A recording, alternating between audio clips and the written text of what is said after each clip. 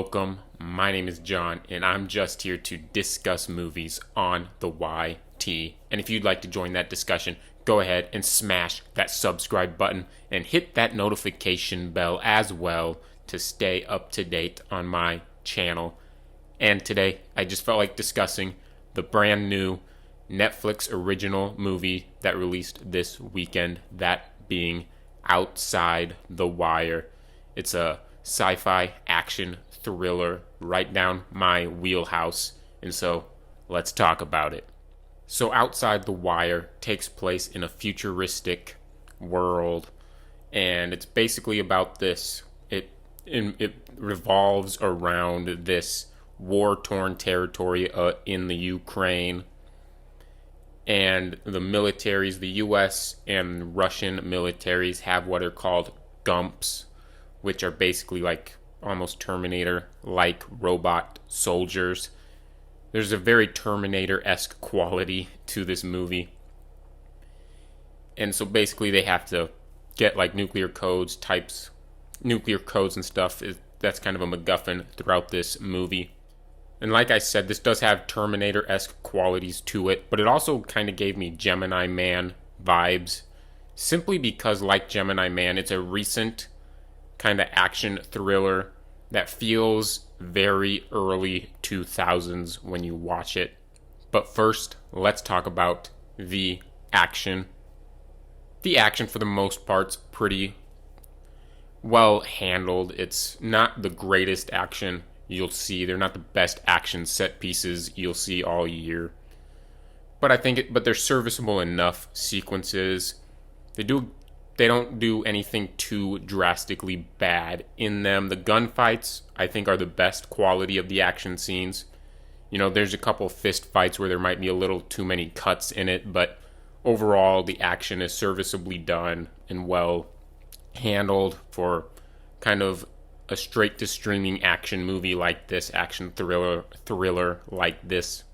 Getting into the acting and the characters, Anthony Mackie gives a pretty good performance. Not necessarily his best of his career, but a good performance nonetheless.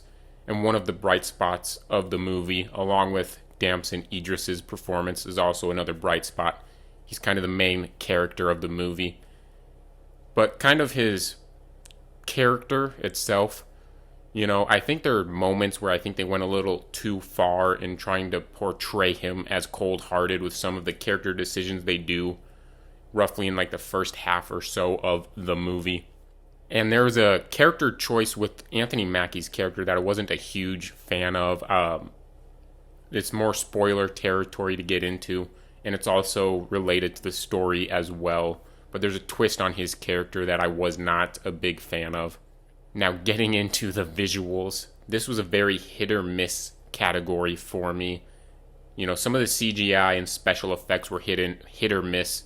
Sometimes they were a good, decent enough job. Other times it was a little iffy CGI, but I never found it extremely too distracting to take away from the action scenes or anything. But some of the cinematography and editing choices I wasn't a big fan of.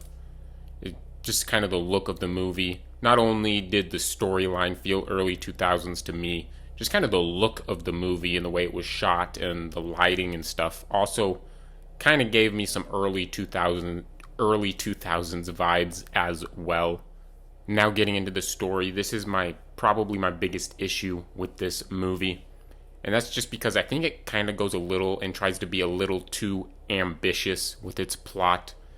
I think it was just kind of a simple thing where just kind of they go after this like Ukrainian warlords try to prevent him from getting like the nuclear codes and stuff. Something more simplistic, and you get some kind of that character development that you get with Harp, the main character, and kind of a humanity type of theme throughout, which you do get, and it's a decent theme thrown throughout. But I think there's one twist in particular, and I think they just try to go a little too far and too ambitious with it, and I don't like the way they wrote Anthony Mackie's character in kind of the second half of the movie, and I'm not the biggest fan of the twist his character has. mainly because it's a very familiar twist. And then lastly, the sound. There's nothing too distracting or damning about the sound, but there's nothing too memorable about it either. Overall, I think Outside the Wire, while I do think it's a serviceable enough straight to streaming sci-fi action thriller, you got some fun moments in there and some cool moments, and nice couple good performances as well. Overall, it feels 20 years too late a little bit, and it's just very, very forgettable. But there's worse things, there's worse movies, there's worse action movies that you could spend your time watching. But I think overall, Outside the Wire deserves a 2.75. Thanks for watching this video. If you have seen Outside the Wire, go ahead and share your thoughts in the comments down below. And if you enjoyed this video, if you enjoyed this review, go ahead and smash that thumbs up icon and smash that subscribe button and hit that notification bell as well to stay up to date on my channel. And I will return next time when I see you again.